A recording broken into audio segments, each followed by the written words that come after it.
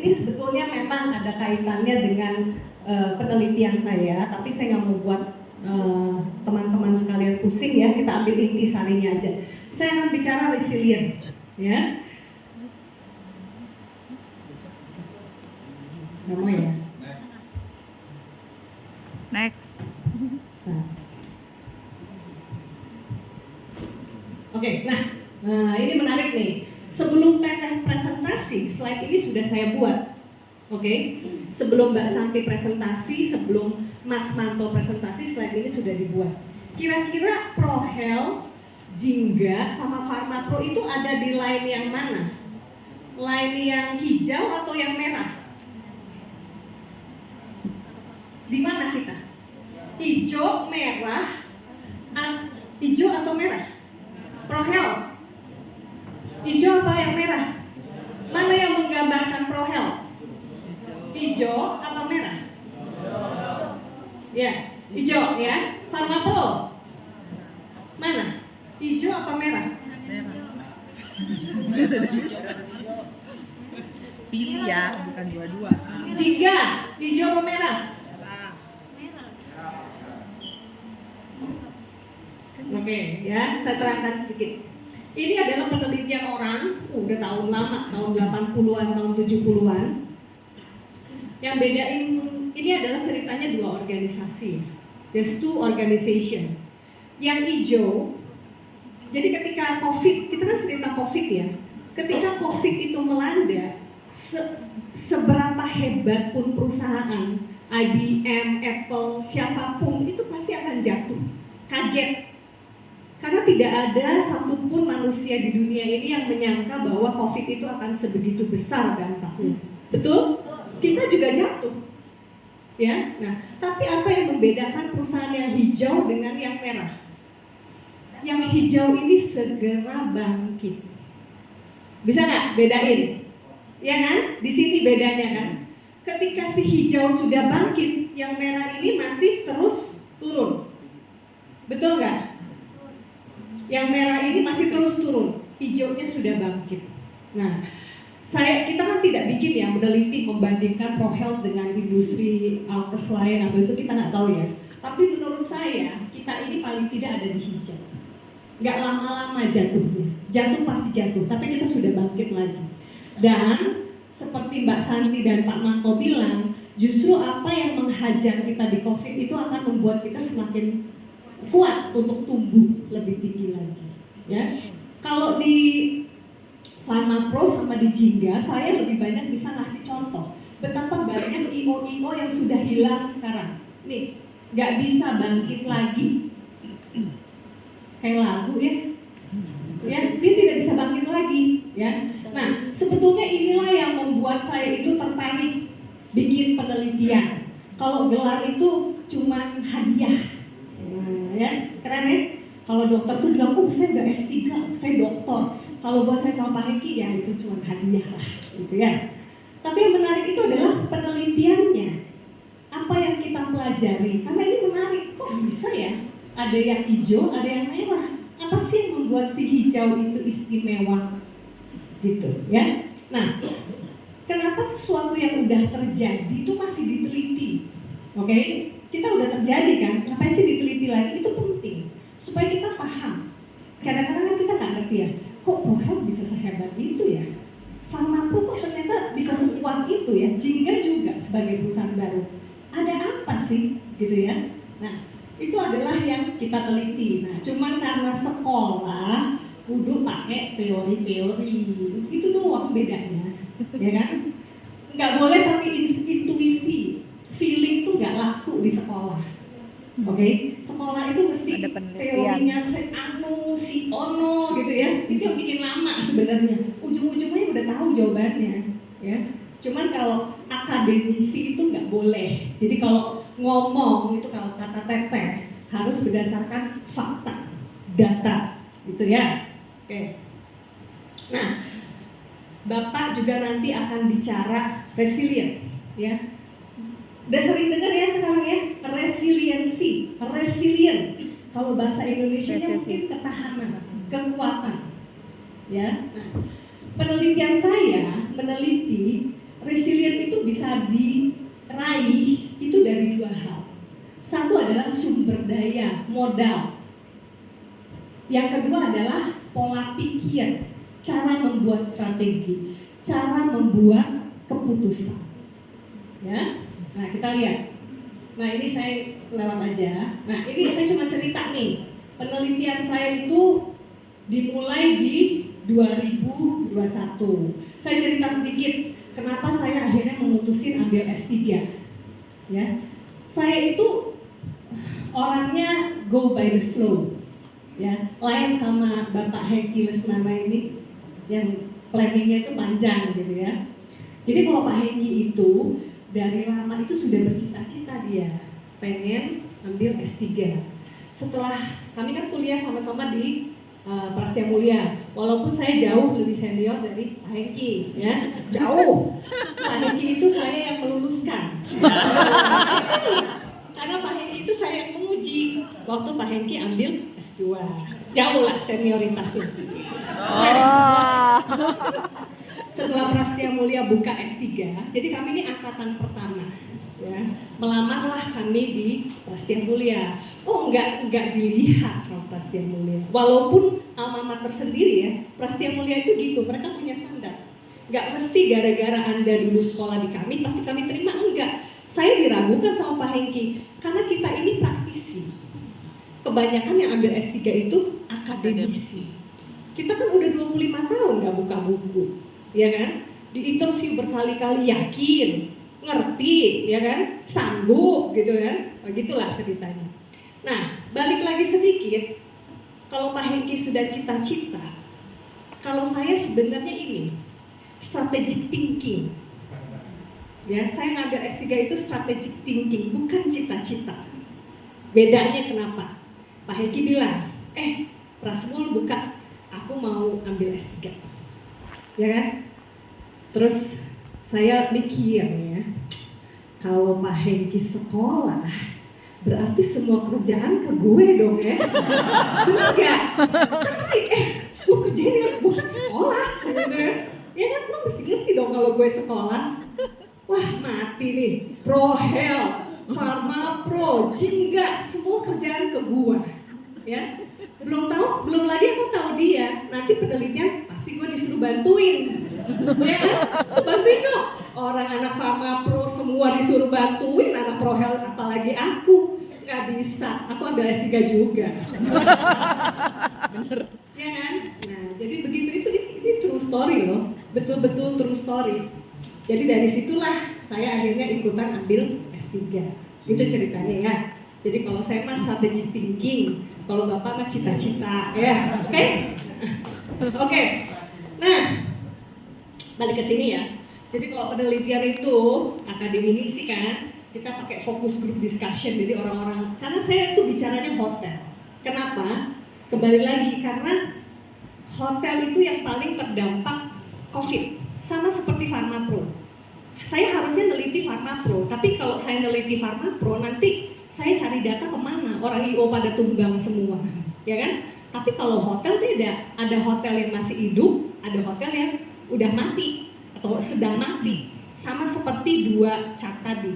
Ada hotel yang hijau, ada hotel yang merah. Nah, sekarang saya cari tahu kenapa sih si hijau itu bisa bertahan. Itu aja poinnya, ya. Oke.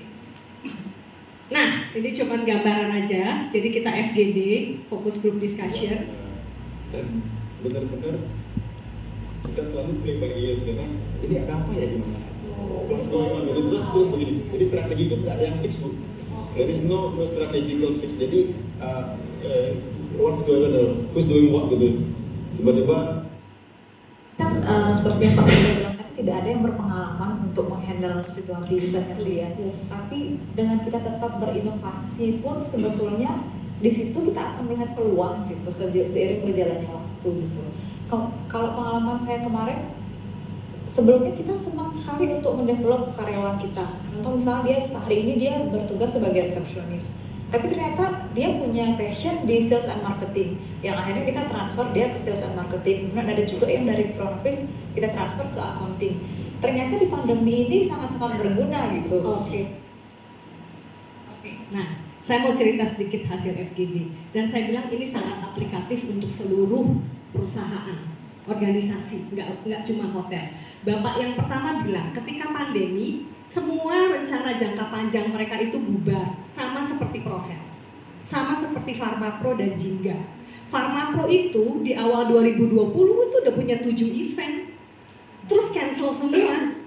Bayangin, jadi long term planning itu sudah tidak berlaku lagi. Makanya kita lakukan adalah tadi sama seperti Bapak itu bilang play by ears. Kita lihat kompetitor gue ngapain. Oh, ternyata udah pada online nih bikin. Makanya cepat-cepat kita minta IT untuk develop. Ya kan? Sama kalian juga kan, ada perubahan regulasi di market, ada perubahan manajemen di rumah sakit. Itu kenapa harus pasang kuping. Oke? Kenapa Pak Hengki tadi bilang sama Align? Kalau detailing itu jangan cuma nyerocos, tapi nanya. Nanya itu apa? Pasang kuping. Betul nggak? Apa sih yang diinginkan dokter? Apa sih yang dilakukan sama customer? Gitu loh ya. Jadi sangat aplikatif ya. Kemudian Mbak yang di bawah itu bilang, ketika pandemi kami senang merotasi, sebelum pandemi kami senang merotasi karyawan. Jadi kadang-kadang dia dipindahkan dari sales ke marketing, kadang-kadang dia di back office, kadang-kadang dia jadi sales, putar. Itu juga penting. Karena ketika pandemi mereka mengurangi karyawan. Jadi satu orang harus multitasking. Ya. Nah, jadi mungkin untuk teman-teman juga kita harus hati-hati dengan istilah spesialisasi ya. Kemarin saya diprotes. Saya bilang sama Pharmapro, anak yang sudah bisa handle urologi, sudah dekat sama urologi, pasti lebih enak, ya kan? Sebetulnya memang itu seolah-olah spesialisasi. Tapi kalau kamu melihat manusia yang paling multitasking itu adalah project officer-nya Pharmapro, PO. Itu manusia paling multitasking di dunia menurut saya. Paham nggak? Jadi kalau IO lain ada cuman gini, dia bagian registrasi tapi dia handle 5 event. Dia bagian hotel, dia handle 5 event. Pharmapro dari dulu gayanya nggak begitu. Satu project, satu petugas. Dia handle apa? 1000 hal. Registrasi, dokter, saintifik, program, semua. Multitasking. Ya, cuma nanti memang lebih enak kalau dia fokus karena sudah punya relationship. Ya, teman-teman di lapangan juga. Ketika Anda diberikan produk baru, ya, jangan jadikan itu beban, itu opportunity. Karena kita tidak pernah tahu dengan apa yang terjadi dengan produk kita yang sekarang. Betul nggak? Bukan ProHealth-nya loh. ProHealth itu nggak bisa mengontrol 100%. Ya, prinsipal kita bisa dibeli orang. Oke? Prinsipal kita bisa bangkrut, bisa. Ya, ini saya bukan nakut-nakutin nih. Kalau yang pegang osteomed, tenang ya. Nah, Anda tuh 80% nyawanya di situ loh. Ini agak-agak warning nih. Walaupun orangnya di sini kan dia nggak ngerti ya aku ngomong apa ya. Jadi aku ngomongnya ketawa aja ya. Jadi 80% kalian itu bahaya sama si Om James ini loh. Ya, kalau ada apa-apa sama doi ya kan. Nah, paham nggak? Memang susah kita planning ketika semua baik-baik saja. Betul nggak? Nggak kebayang kalau suatu hari ada apa-apa sama si doi satu ini, ya toh? Nah, tapi ya nggak boleh gitu, ngerti nggak? Itu adalah strategic thinking gitu. Jadi kalau saya bilang embrace lah, apa ya? Sambutlah produk-produk baru itu, karena itu adalah jembatan kalian gitu loh. Misalnya kalian mau nyebrang ke sana, kan enak kan punya 2-3 jembatan. Ada apa-apa di sini, ke sini. Betul nggak? Daripada nyawa kalian itu hanya bergantung di satu tali aja. Ya, begitu ya. Sama juga dengan nanti area manager, division head. Coba pikirkan, kalau kalian punya satu staff yang sangat capable, memang enak, nggak pusing. Bayangkan kalau staff itu terpaksa mungkin dia memilih jalan lain atau dipanggil Tuhan gitu ya. Nah, gimana tuh? Coba dipikirkan dari sekarang. Ya, oke. Nah, ini hasil penelitian. Jadi 2,5 tahun ini hasilnya cuma selembar. Ya, 2,5 tahun hasilnya cuma selembar ini tok, gitu ya. Saya teringkan singkat saja. Jadi sumber daya, kita nggak usah ngomong lihat hotel ya. Aku pengen ngasih contoh yang aplikatif buat teman-teman. Teman-teman di daerah punya sumber daya apa? Kalian sendiri itu sumber daya yang luar biasa. Knowledge, ya, relationship, oke? Kemampuan, pengetahuan. Kenapa harus di training? Training itu menambah sumber daya. Kalian sebagai sumber daya itu di-upgrade. Yang tadinya masuk nggak ngerti apa-apa, ya kan? Sekarang di-upgrade sebagai sumber daya. Ya, perusahaan memberikan sarana, ya kan, memberikan jalan, bosnya ngasih jalan, itu semua adalah sumber daya. Dan penelitian saya mengatakan bahwa semakin sumber daya itu bisa dikembangkan, bisa fleksibilitas, itu akan semakin banyak gunanya. Produk kita bisa dirubah nggak? Aku nanya, produk yang kalian jual itu bisa dirubah nggak? Bisa dimodifikasi nggak? Hah? Gimana coba modifikasinya? Gimana caranya? Hah? Nggak bisa kan? Nggak bisa kan? Yang bisa dimodifikasi apa? Tekniknya. Orangnya dan cara pandang customer. Bener nggak? Itu makanya ya, kalau menurut aku ya kadang-kadang kita bisa menjual satu produk ke berbagai spesialis. Ya nggak? Sekarang bahkan dipegang 2 tim. Nah, tapi kalian harus tahu sudut pandang customer kalian itu seperti apa. Itu yang bisa dirubah. Mungkin satu message itu mengena ke dokter yang lain, message yang lain yang mengena ke dokter yang lain. Ya, nah itu adalah sumber daya. Sekarang ini, bagaimana cara kalian membuat keputusan, decision?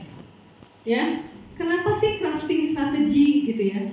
Nah, di crafting strategi ini banyak dimensi, ya, banyak dimensi. Salah satunya adalah apa? Kepandaian untuk melihat ancaman, ya. Teman-teman di daerah juga jangan terbuai. Kemarin siapa adik yang dari Aceh? Sultan Aceh, siapa Sultan Aceh? Diana. Sultan Aceh kan dikasih challenge daerah baru di Medan ya. Sultan Aceh ditanya, ketika kamu konsentrasi di Medan, apa yang akan terjadi dengan Aceh? Ngerti nggak pertanyaannya? Ketika si Dian sekarang harus mikirin Medan, apakah Aceh akan baik-baik saja? Ada yang bisa jawab nggak? Ada yang bisa jawab nggak? Dian tadinya fokus di Aceh, bagus sekali salesnya. Dia dikasih area baru, ngurusin Medan. Apakah Aceh akan baik-baik saja? Ya. Yang bilang baik-baik saja, coba ngacung. Yang mungkin bilang ada resiko, coba ngacung. Kalau dia satu relationship Ada baik, resiko kan? Begitu kompetitor Kalau udah resiko- ngelihat si Dian seminggu nggak ada di Aceh, disitulah kesempatan dia untuk approach ininya. Begitu si dokter udah nggak bisa ketemu Dian tiap hari ngelihat mukanya, disitulah itu, ya kan? Nah disinilah itu PR-nya. Bagaimana Dian bisa mengkalkulasi kemungkinan-kemungkinan buruk yang terjadi dan mulai memikirkan cara mempertahankannya. Ngerti gak teman-teman maksudnya? Ya, kalian kan punya area cukup luas kan? Jangan ketika kalian ke timur, malingnya masuk dari barat. Ketika kalian ke utara, malingnya masuk dari selatan. Nah gimana itu? Itulah strategic thinking. Gitu loh, ngerti gak? Jadi bikin rencana itu nggak muluk-muluk, gampang aja. Asal tadi strategic thinkingnya dipakai. Ya itu salah satu. Dan misalnya bagaimana kalian belajar. Aku tadi masih dengar komplainan Teteh. Kalau temannya presentasi PCL, dianya ngobrol. Padahal akan banyak sekali pelajaran-pelajaran yang nggak kepikir nih sama kita nih. Ternyata kita dapatkan dari temennya. Oh, gue juga bisa begitu. Atau kita yang ngasih solusi, begini aja. Ya, nah sedikit menyinggung tadi teman-teman yang ada friksi, itu nggak heran. Aku percaya kalau orang bersikukuh dan bekerja keras pasti ada friksi, ya. Tapi jangan lama-lama, musuh kalian itu banyak di luar, oke? Jadi kalau kita aja sendiri di dalam itu nggak bisa bersatu, bagaimana kita bisa menghadang musuh-musuh kita yang sebenarnya yang ada di luar, ya. Nah, untuk Bandung jangan ngikutin bedah saraf. Januar sih bilang, mana pasel wae nya gitu loh. Jangan ikutan pasea, marahin tuh dokter-dokter bedah saraf di Bandung, ya kan? Oke, udah ya. Nah, sedikit lagi saya mau terangkan. Ketika kita bicara ketahanan, itu ada proses. Ini yang saya bilang. Saya sudah menunjukkan bahwa ProHealth, PharmaPro dan Jingga sudah mampu menjadi perusahaan yang hanya sedikit relatif ya, sedikit terimpak ketika COVID itu. Kenapa ya? Itu kan pertanyaan penelitian saya, kenapa ya? Jawabannya adalah karena dia sudah punya ketahanan sebelumnya gitu. Jadi ketahanan itu tidak timbul di hari ini aja. Seperti analogi saya, orang minum vitamin. Kenapa dia minum vitamin? Kalian tahu nggak? Sebulan lagi mau sakit apa? Aku nanya. Ada nggak tahu? Sebulan lagi kayaknya gue bakal demam deh gitu. Nggak ada ya? Atau sebulan lagi tuh bakal demam berdarah gitu, nggak ada kan? Kita tidak akan pernah tahu apa yang akan menyerang kita besok, minggu depan, atau sebulan lagi. Makanya kita minum vitamin untuk meningkatkan antibodi kan. Penyakitnya apa? Allahu-alam gitu. Itulah yang disebut dengan ketahanan terencana. Ketahanan yang direncanakan gitu loh. Sadar tidak sadar, teteh, DSM, NSM itu membangun ketahanan terencana di dalam diri kalian sebetulnya. Kenapa PCL itu nggak dikerjakan besok aja ketika dananya baru muncul? Telat, ya nggak?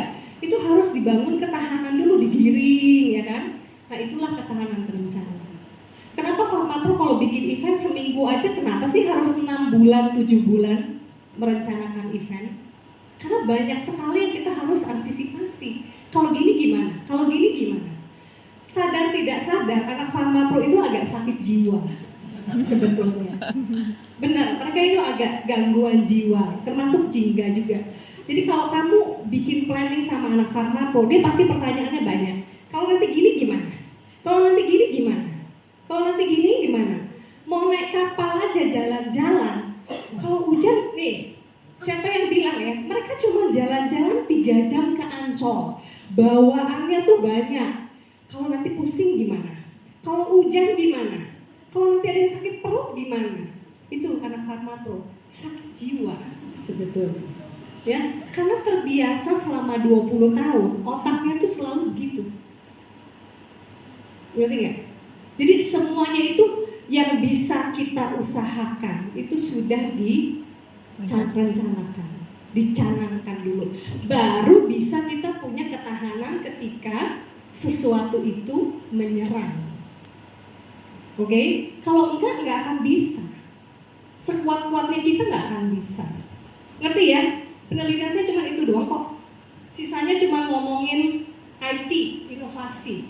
Inovasi itu memang buang duit Pak Hengki. Ya Pak Tino ya? Pak Tino ya? Pak Tino mana? Oh iya tuh. Gue bantuin Tin. Inovasi itu memang buang duit awalnya, ya kan? Karena inovasi itu memang untuk sesuatu yang future, ya.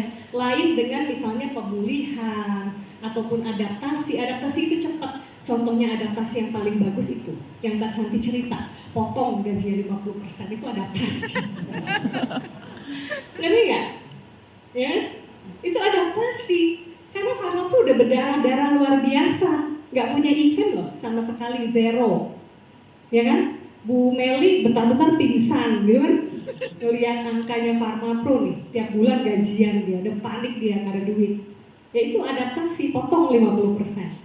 Ya, setelah membaik baru kita membaik lagi. Alhamdulillah bulan Januari naik gaji ya, PharmaPro sama Jingga udah bisa naik gaji loh, luar biasa. Ya, jadi cuman itulah, sesederhana itu aja. Udah ini nggak penting. Nah, ada pertanyaan? Aku udah kelar nih. Nih, tadi kan ada isu ya, ada gosip. PT BAS sama PT SIM, nggak usah diomongin dulu lah ya itu apalah ya, pokoknya ada sesuatu lah, biar gosip yang bicara ya. Nggak boleh gosip? Boleh. Nih saya puterin video ya sedikit ya. Ini bagaimana usaha, ini Pak Manto nih, perhatian ya Bapak Kita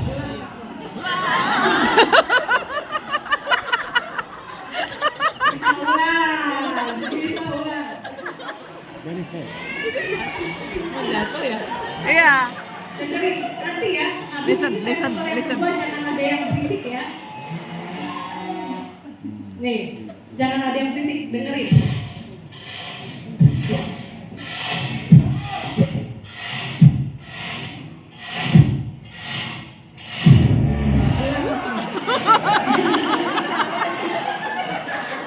The ship move. The sound. The shape is going to go. They push the shoe. So the shoe is a little bit. Bapak Ibu bayangin, Pak Manto yang selalu ditepukin sama kita ya kan, diketawain sama ibu-ibu satu kampung di Gira. Jadi ibu-ibu itu ngumpul tuh. Ini nih ceritanya kapal lagi dikerek dari darat ke laut oleh manusia. 250 ton ya Pak Hiki ya. 250 ton dikerek pakai orang 4 hari baru sampai ujung laut ya. Jadi tadi ini diketawain sama ibu-ibu sekampung gitu ya. Oke, presentasi saya segitu aja. Sekalian saya ucapin terima kasih sama Pak Manto, tim panitia annual meeting 2023. Selamat, terima kasih banyak atas koordinasi. Ya, thank you. Sukses 2023, semua orang harus ke Italia. Amin.